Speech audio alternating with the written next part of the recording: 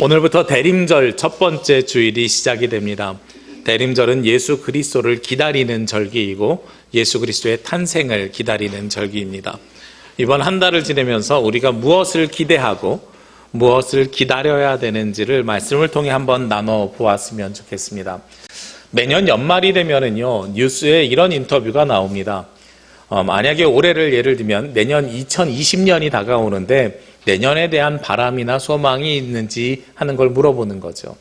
그러면 사람들이 이렇게 지나가는 사람 붙잡고 물어보니까요, 내년에 경제가 살아났으면 좋겠어요, 시집 갔으면 좋겠어요, 이러면서 대학 합격이요, 이렇게 쭉 많은 사람들이 이야기하더란 말이에요.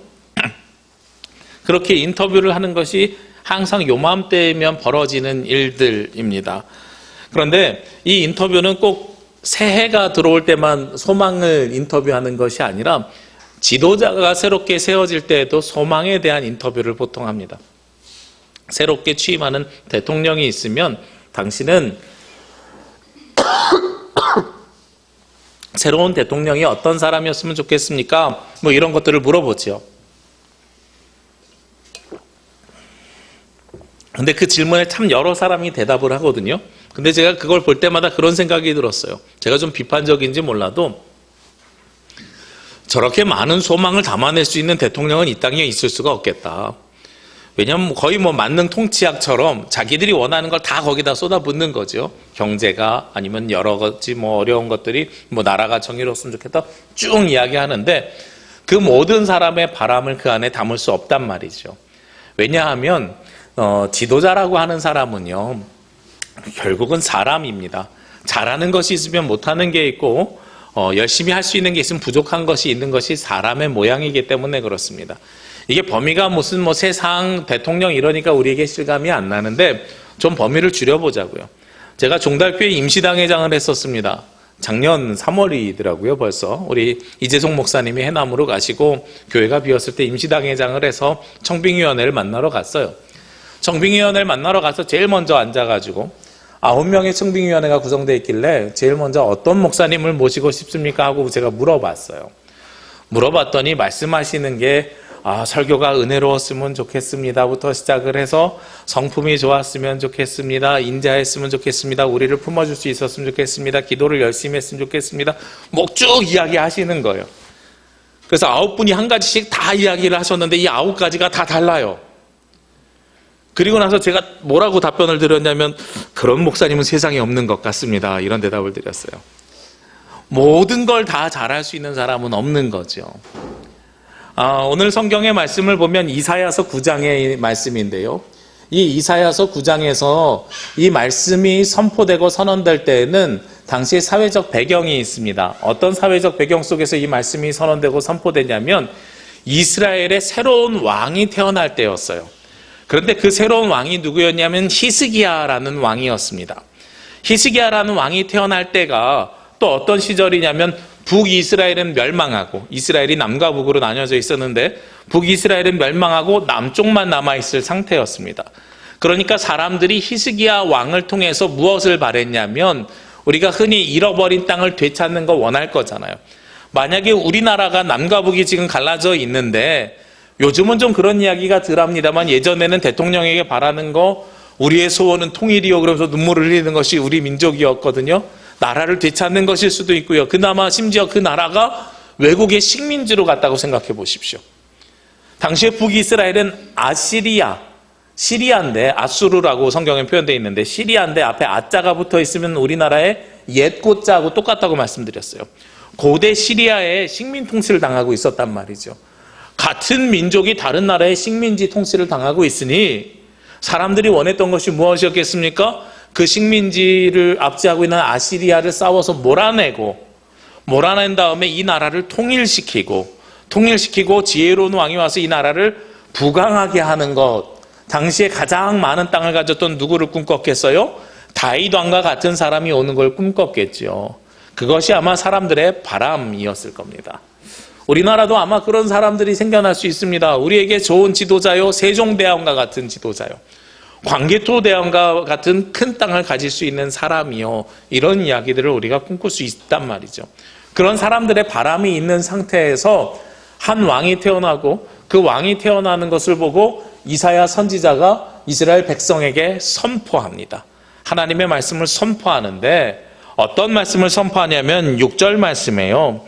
이는 한 아기가 우리에게서 낳고 한 아들을 우리에게 주신 바 되었는데 그의 어깨에는 정사를 메었고. 한 아기가 낳는데 이 아기가 히스기야를 이야기하는 줄 알았는데 히스기야를 이야기하는 게 아니었더라고요. 히스기야는 사람으로부터 난 왕이니까 이렇게 모든 것들을 품어낼 수 없는 왕이었습니다. 그 뒤에 그 이름을 정하는데요. 그 이름을 뭐라고 하냐면 기묘자라, 모사라, 전능하신 하나님이라, 영존하시는 아버지시라, 평강의 왕이라 할 것임이라. 그 왕이 와서 해야 될 일이 무엇이냐? 정사와 평강에 더함이 무궁하며 또 다윗 왕자와 그의 나라에 군림하며 그 나라를 굳게 세우고 지금 이후로 영원히 정의와 공의로 그것을 보존하실 것이라. 만군의 여호와의 열심히 이를 이루시리라. 영원히 평강이 있는 나라를 만들어줄 왕, 그 나라를 사람들이 기대했는데 오늘 이사야가 뭐라고 선언했냐면 그 왕은 지금 왕이 할 것이 아니라 앞으로 올 한 아기로부터 나올 것이다 라고 이야기하는 거예요. 아기가 태어나면서 바로 왕이 되지는 않지요. 왕은 이미 세자로, 우리나라 조선을 보면 세자로 책봉되고 그 선왕이 돌아가시거나 아니면 선왕이 상왕으로 물러나고 왕위를 물려줘야 되는 거죠. 왕을 감당할 수 있는 나이, 성인이 되었을 때에 그 왕위가 물려진단 말이죠. 그러니까 히스기야가 태어나는 것이 아니라 히스기야가 왕의 즉위를 할 때에 이사야 선지자를 통해서 선언되고 선포됩니다. 뭐라고 선언되고 선포되냐면 너희들이 원하는 왕, 너희들이 바라는 왕이 이 히스기야가 아니라 한 아기가 태어나면서, 앞으로 한 아기가 태어나면서 그 왕을 하나님께서 보내주실 것이다 라고 말씀을 선포하는 거예요. 그렇게 선포되고 선언된 분이 누구입니까? 바로 메시아입니다. 히브리어로 메시아는 어떤 뜻이냐면 우리를 구원하실 구원자라는 뜻을 가지고 있습니다. 그런데 이 히브리어로 메시아라는 말을 예수님 당시에 쓰여졌던 그리스어, 헬라어로 번역하면 뭐라고 되어 있냐면 그리스도라고 번역하는 거예요. 메시아하고요, 그리스도가 같은 말입니다. 그러면 예수는 그리스도, 예수는 주, 우리가 찬양했잖아요. 지존하신 주님 이름 앞에 하면서. 예수는 그리스도라는 말이 무슨 뜻이에요? 예수는 메시아, 예수는 우리를 구원하실 구원자라는 겁니다. 그러면 이 메시아가 어떤 분일까? 월터 브루그먼이라는 신학자가 쓴 책에 보면은요, 메시아의 이름 해가지고 오늘 이 본문을 인용을 해요. 메시아는 4가지의 속성의 이름을 품고 있습니다 라고 이야기를 해요. 그 4가지의 속성이 무엇이냐면 오늘 6절 중반절 위에 보니까 그의 이름은 뭐라고 되어 있습니까? 기묘자라, 모사라, 전능하신 하나님이라, 영존하시는 아버지라, 평강의 왕이라 이렇게 되어 있습니다. 이상하죠? 컴마로 나눠서 보면 5개인데 제가 4개라 그랬죠. 제가 실수해서 4개라고 한 것이 아니고요. 원어를 보면 기묘자하고 모사를 구별하는 게 아니고요. 기묘한 모사, 사실 기묘자가 모사를 수식하는 말입니다. 그래서 이렇게 4개로 월터 브루그만이 구별하더란 말이에요. 제가 이 월터 브루그만의 책이 생각이 났어요. 대림절 이 4주를 지내면서 우리는 기다리는데 누구를 기다립니까? 우리를 구원할 그리스도 예수를 기다리는데, 히브리어로 메시아를 기다리는데, 우리가 이 메시아를 기다리면서 이 4가지 이름의 속성을 좀 찾아보면 좋겠다. 우리가 기다리는 메시아는 그 이름이 가지고 있는 기묘한 모사, 전능하신 하나님, 영존하시는 아버지, 평강의 왕이 합쳐져서 메시아가 됐는데, 그러면 우리가 기다리는 이 메시아를 한 주 한 주 찾아가 보면 어떻겠는가 하는 생각을 해보게 됐어요. 그래서 오늘부터요, 이 4가지 이름을 한 주씩 대림절 기간에 함께 말씀을 나눠보려고 합니다. 그러면 첫 번째 우리가 바라봐야 되는 말씀, 이름이 어떤 이름입니까? 기묘자라, 모사라 쓰여 있는 이 이름을 오늘 살펴보려고 합니다. 좀 전에도 말씀드렸지만 이 이름은 2개의 이름이 아니라 하나의 이름입니다. 이 이름이 우리말 성경의 개역 개정 성경, 우리가 보고 있는 성경에만 기묘자, 모사라고 돼 있어요. 표준 세번역, 표준어에 맞게 새롭게 번역한 표준 세번역을 보면 뭐라고 쓰여져 있냐면 놀라우신 조언자라고 돼 있습니다. 영어 성경에도요, 원더풀 카운셀러라고 돼 있고요. 히브리어의 원어에도 기묘자가 아니라 기묘한이라는 형용사형이 사용되어져 있습니다. 그러니까 원래는 어떤 게 맞냐면 기묘한 모사, 이게 맞는 말이에요. 근데 이 기묘한 모사라는 말을 우리가 잘 안 씁니다. 기묘한다는 것은 우리가 이상한 걸 기묘하다고 하죠. 그런데 영어로 번역을 하면 원더풀이라 그랬어요. 우리가 상상할 수 없는 놀라운 일을 하는 분, 그것이 바로 기묘자라는 뜻이고요. 모사라는 뜻은 카운셀러, 조언해주고 지도해주는 사람이라는 겁니다. 제가 궁금했어요. 우리말에 왜 그러면 중간에 컴마가 있어서 이렇게 헷갈리게 할까? 그래서 어느 성경을 찾아봐도 일본어 성경, 제가 일본어는 잘 못합니다만 컴마가 있는지 구별할 수 있어서 영어 성경에도 버전별로 찾아보니까요, 다 컴마가 없어요. 우리말 성경에만 컴마가 있어요. 근데 찾다가 한 군데서 컴마를 찾았어요. 어디서 찾았냐면 핸델의 메시아라는 곡 아시죠? 오라토리오 중에 핸델의 메시아라는 곡이 있는데 그 13번째 곡에 보면은요, 한 아기의 탄생이라는 곡이 있습니다. 그런데 그 한 아기의 탄생을 이사야서 9장 6절 말씀에 근거해서 오라토리오 13번의 노래를 만들었거든요. 그 노래에서만 유일하게 원더풀 컴마 카운셀러라고 영어로 되어 있어요.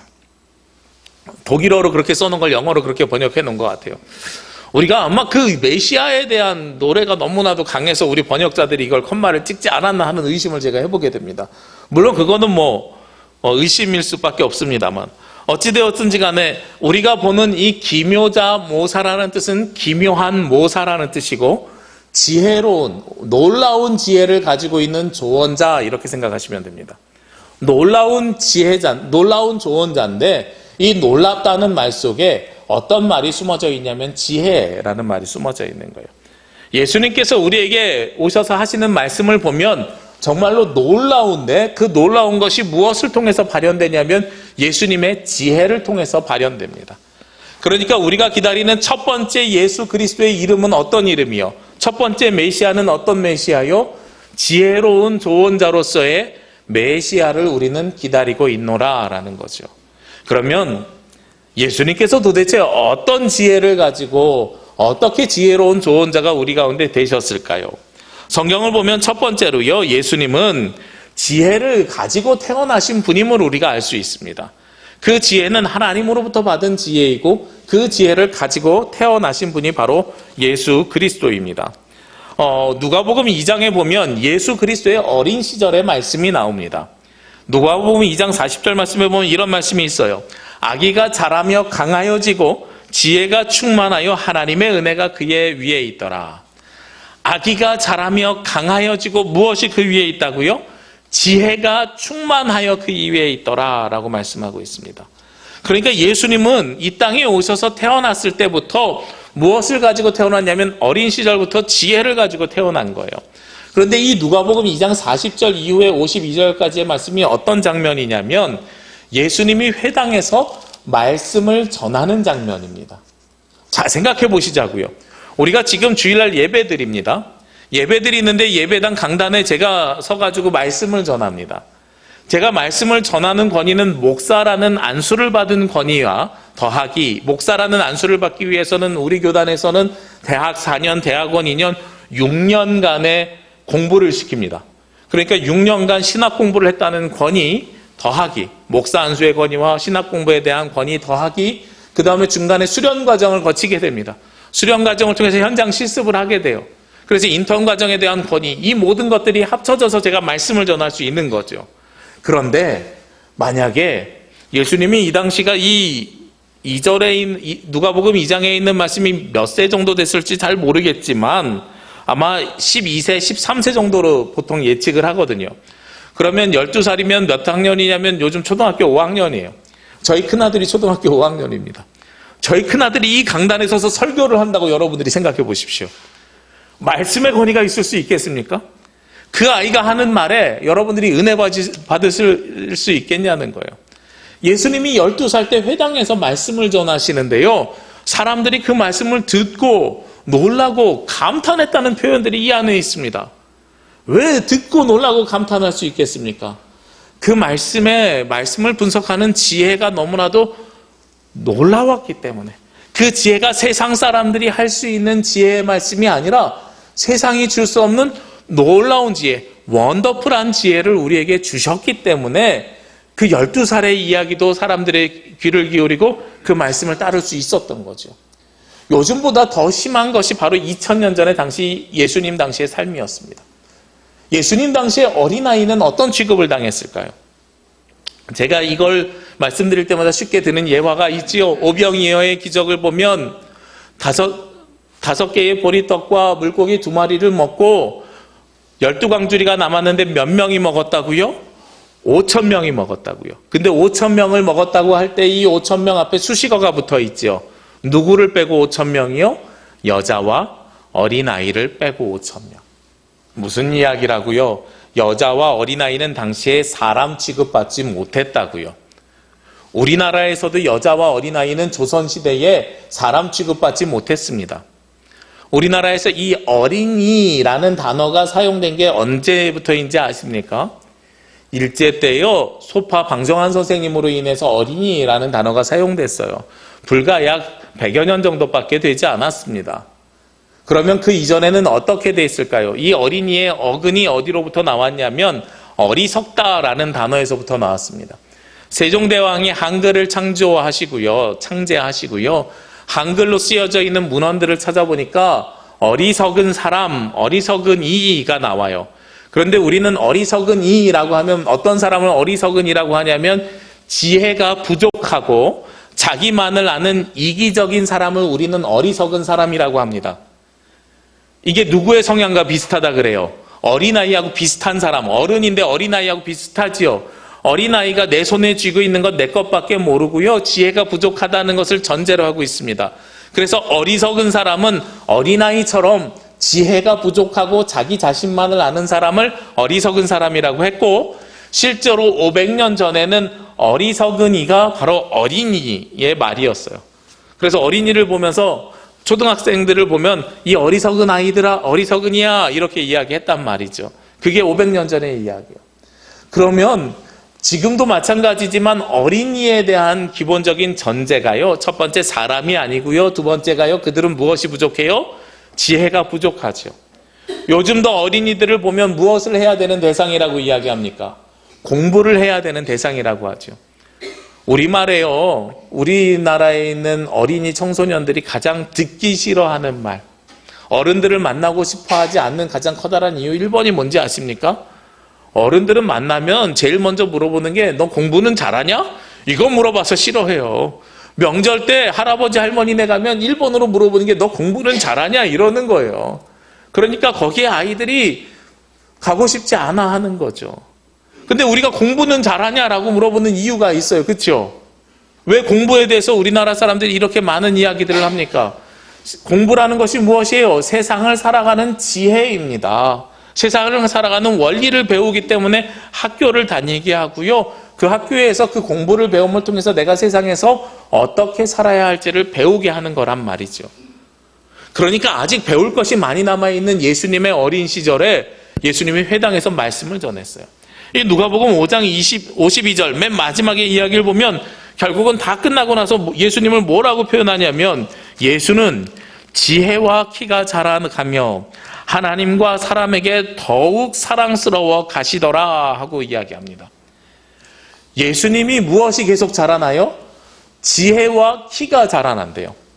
지금도 회당에서 어른들에게 말씀을 가르칠 만한 지혜가 있었는데, 그런데 그 예수님이 지혜와 키가 계속 자라고 계시대요. 그러니까 이 지혜는 한 가지밖에 없죠. 예수님이 누구로부터 지혜를 배운 게 아닙니다. 하나님의 말씀을 배운 게 아니에요. 이 하나님의 말씀을 어떻게 가지고 나오셨어요? 가지고 태어나신 겁니다.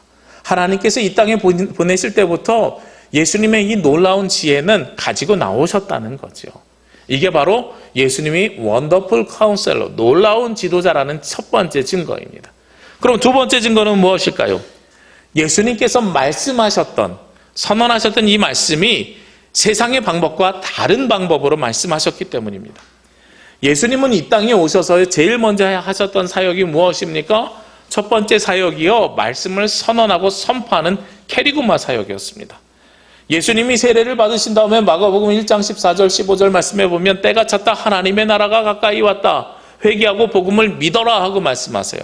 복음 선포하는 것이 예수님의 첫 번째 사역의 목적입니다.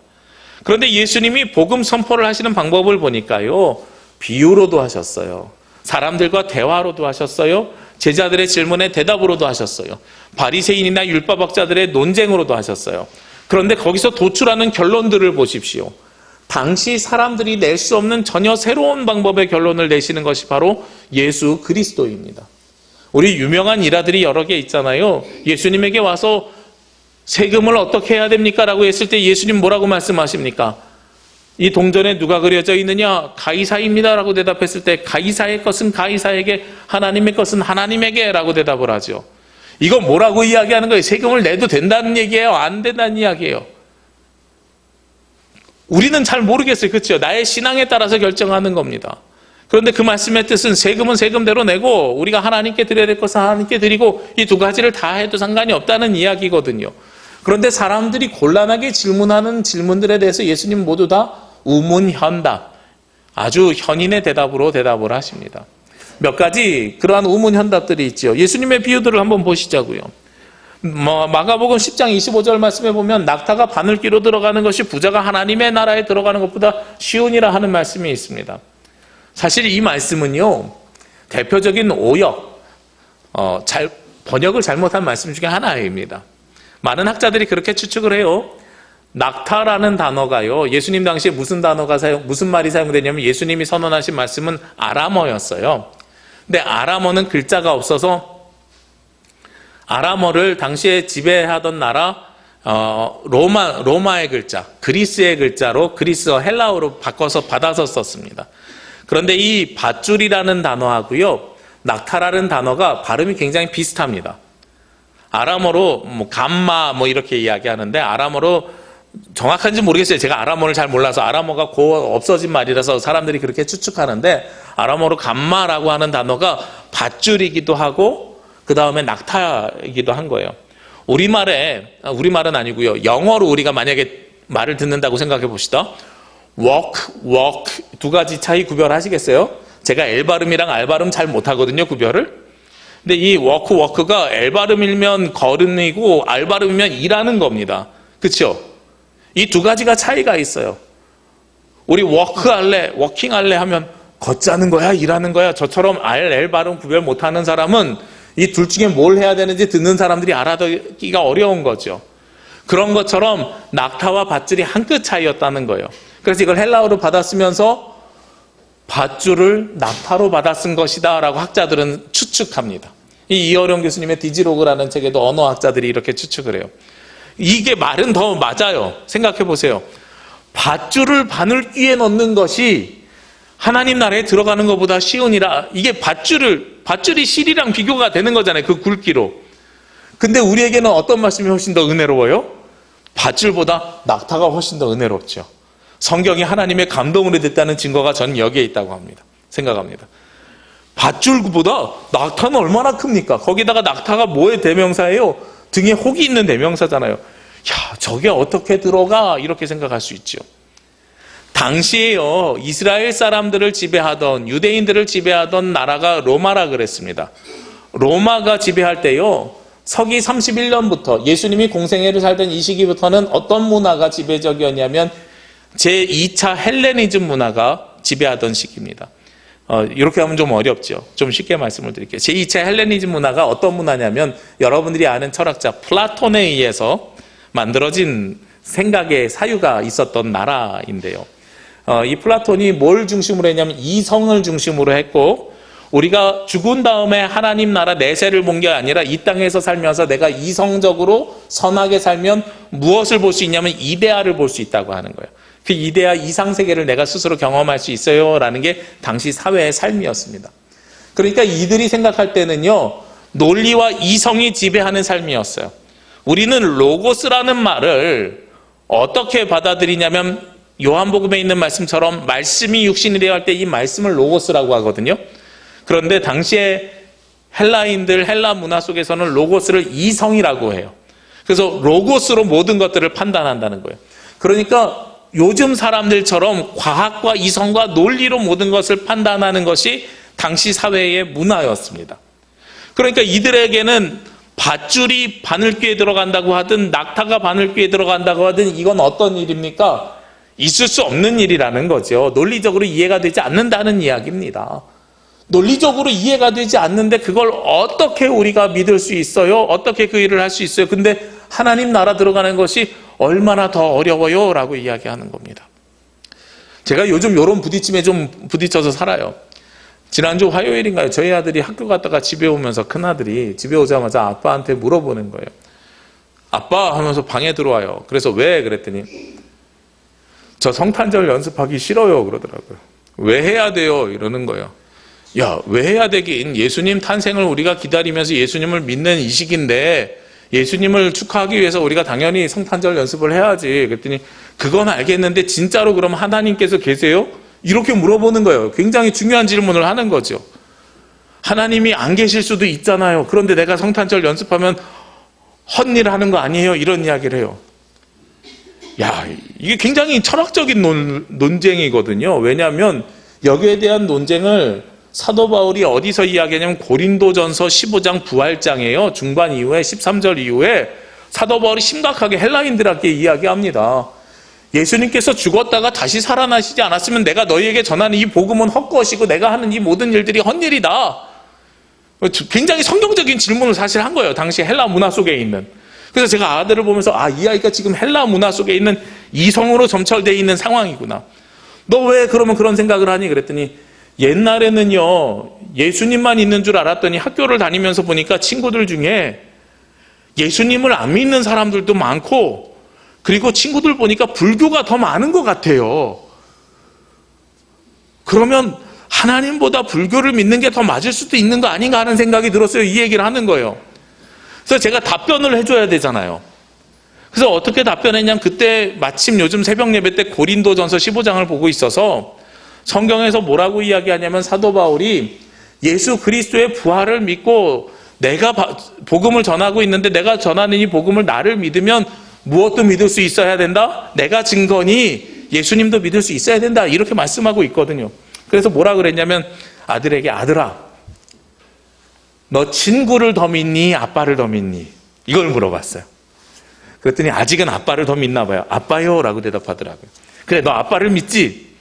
아빠가 매주 주일날마다 무엇을 말씀하실까? 강대상에 서서 하나님이 살아계시고 예수님이 우리를 구원하신다는 걸 말씀을 전하고 있잖아. 그렇대요. 그런데 너는 아빠를 믿으면 하나님 계실까 안 계실까? 그랬더니 계시대요. 그거 봐, 하나님 계시잖아. 이 논리로 자기가 보지 못하는 논리로 빠져들었죠. 우리가 이성에 있으면은 하나님의 역사심이 이해가 되지 않는 게 많습니다. 당시에 예수님의 제자들도요, 이성으로 보니까 어떻게 이게 밧줄이든 아니면 낙타든 이 둘 다 어디에 들어가는 게 어려워요? 바늘귀에 못 들어가는 건 당연한 일이지요. 그런데 이 바늘귀에 못 들어가는데 그것보다 하나님 나라가 들어가는 것이 어떻게 더 힘듭니까? 라고 이야기했을 때 예수님께서 뭐라고 대답하시냐면 그 뒤에 27절에 예수께서 그들을 보면서 말씀하시는데 사람으로는 할 수 없으되 하나님 나라에 들어가는 것은 사람이 하는 일이 아니다. 그런데 하나님으로는 그렇지 아니하니 하나님으로는 다 하실 수 있느니라 하고 말씀하는 거예요. 아까 당시에 플라톤 철학에 의해서 사람들이 어떻게 이상세계를 봤다 그랬어요? 내가 이성으로 논리로 살고 내가 스스로 선하게 살면 무엇을 목격한다고요? 이데아를 목격하고 이데아의 삶에서 살면 나는 죽음 이후의 삶이 필요 없어요 라는 게 당시에 있었던 사람들에게 팽배했던 삶이란 말이에요. 그런데 이스라엘 공동체는 무엇을 꿈꿨던 공동체입니까?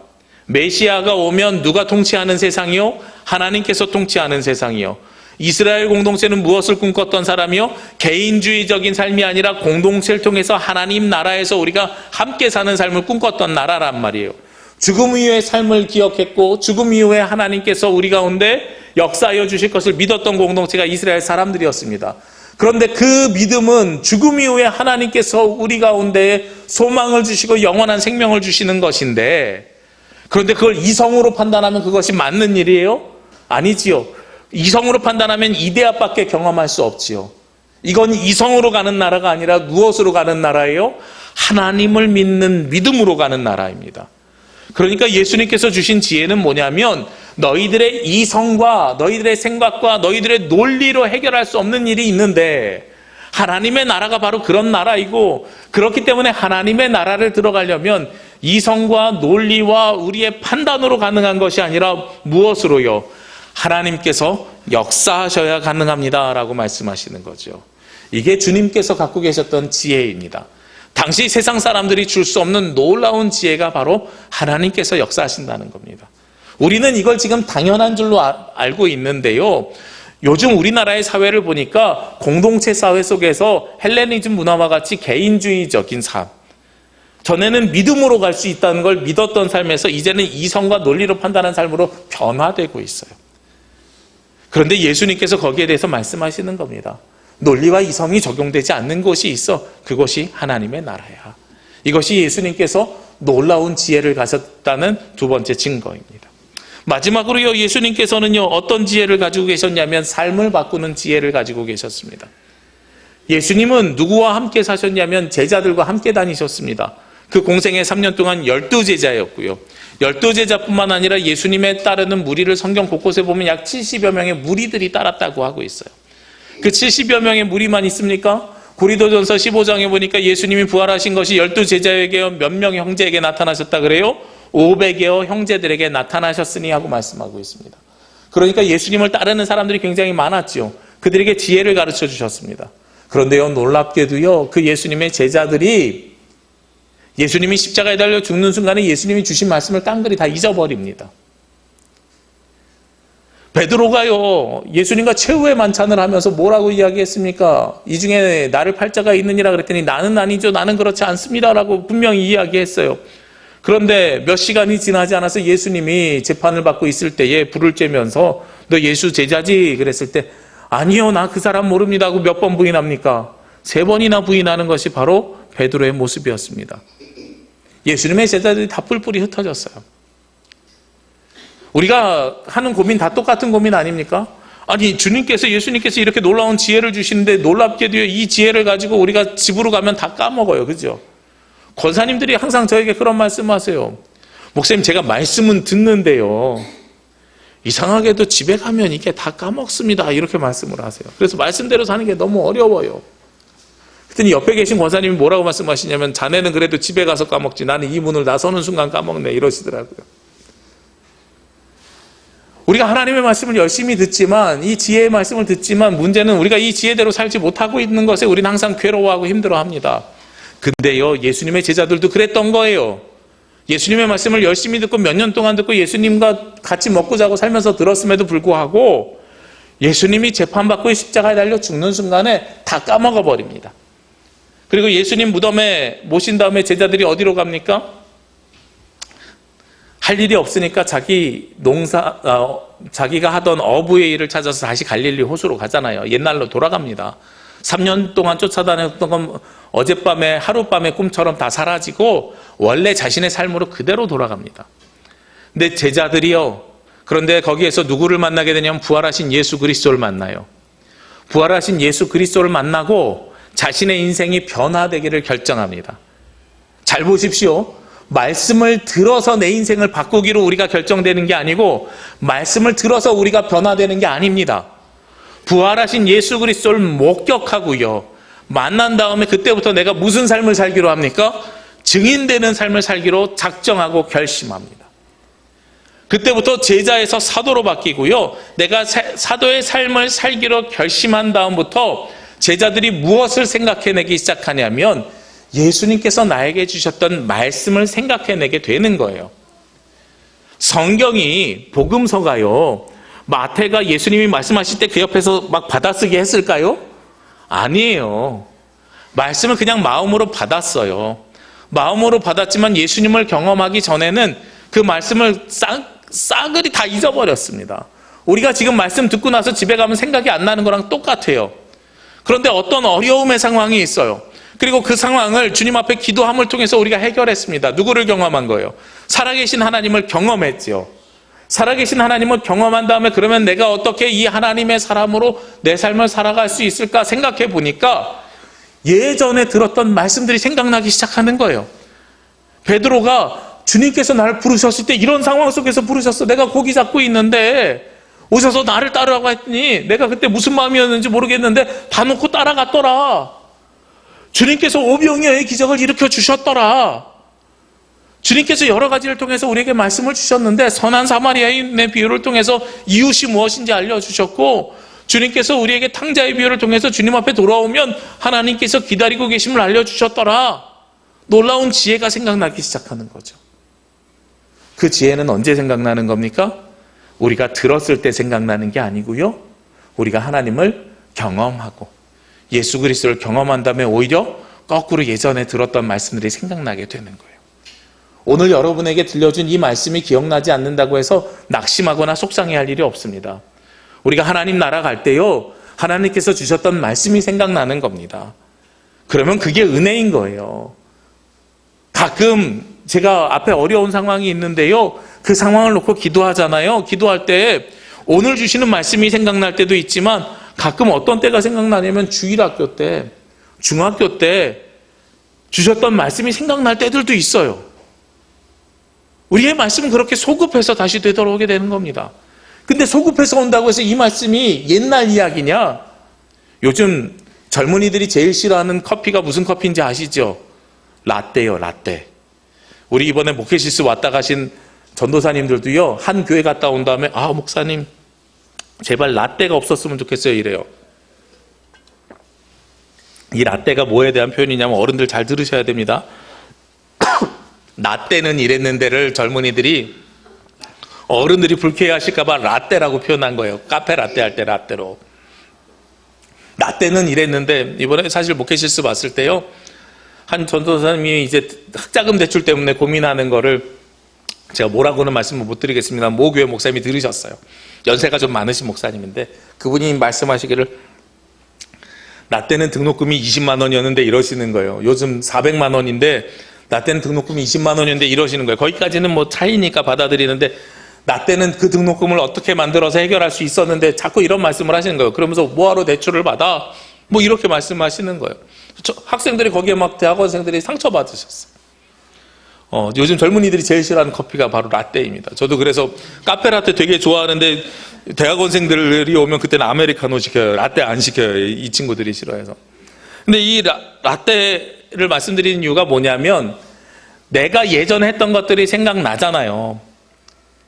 내 인생도 내가 스스로 생각하려고 해도 소급해서 생각이 나요. 그런데 그것보다 더 중요한 것은 하나님께서 내가 예전에 살았던 대학생 시절, 군대 생활의 시절을 생각나게 하는 게 아니라 하나님께서 주셨던 말씀도 생각나게 하시더란 말이에요. 그게 예수 그리스도께서 놀라운 지혜라는 증거입니다. 그게 예수님의 말씀이니까 생각나지요, 사람의 이야기면 우리가 그 상황 속에서 생각나지 못하는 겁니다. 이게 우리가 기대하는 예수님의 모습이라는 거죠. 오늘부터 대림절 첫 번째 주일이 시작이 됩니다. 우리가 대림절을 통해서 기대하는 메시아 그리스도 구원자는 어떤 분이십니까? 오늘 첫 번째로 주신 이 말씀 기억하시면서 이번 한 주간 살아가시길 원합니다. 우리 주님께서는 무엇으로 오셨음을 기대하면서 살아가셔야 되냐면, 놀라운 지혜를 가지고 이 땅에 오셨고, 예수님께서 주시는 이 말씀과 방법은 세상의 이성과 논리로 해결되는 것이 아니라 오직 하나님께서 주시는 지혜의 말씀임을 기억하시고, 우리가 이 말씀을 잊어버리고 산다고 해서 걱정하는 것이 아니라 우리가 예수 그리스도를 경험하게 되면 그때마다 생각나게 해주시는 것이 바로 이 놀라운 지혜의 말씀임을 기억하시길 원합니다. 그래서 주님께서 우리 가운데 놀라운 조언자로 우리 가운데 오셨으니, 우리가 이번 한 주간 기다리는 예수 그리스도는 놀라운 조언자로 오신 주님을 기다리시는 거예요. 그래서 내 인생에, 내 삶에 해결되지 못하는 문제가 놀라운 조언자이신 예수 그리스도를 통해서 해결되는 그 놀라운 은혜가 저와 여러분 위에 함께 하길 원하고요, 그러한 예수님을 기다리는 이번 한 주간이 되시기를 주의 이름으로 기도합니다. 기도드리겠습니다. 참 사랑이 되시며 은혜가 되시는 아버지 하나님, 하나님께서는 우리를 구원하기 위해 한 아기를 우리 가운데 주셨는데, 그 아기가 바로 기묘자 모사인 놀라운 조언자로 이 땅에 오셨음을 기억합니다. 하나님, 우리가 세상을 살면서 어려움에 닥칠 때에, 힘듦에 있을 때에, 우리 앞에 장애물과 고통과 어려움이 있을 때마다 놀라운 조언자가 주셨던 예수 그리스도의 말씀을 기억하게 하여 주옵시고, 그 말씀으로 인해 그 어려움과 힘듦과 고난과 고통과 장애물들이 해결되는 놀라운 은혜를 경험하게 하여 주옵소서. 아버지 하나님, 저희가 주님을 경험할 때마다 그 말씀이 다시 생각나기를 원합니다. 그 말씀이 우리를 주관하여 주시고, 그 말씀이 우리를 주장하여 주시고, 그 말씀이 우리를 인도하여 주시옵소서. 이 모든 말씀 예수 그리스도의 이름으로 기도합니다. 아멘.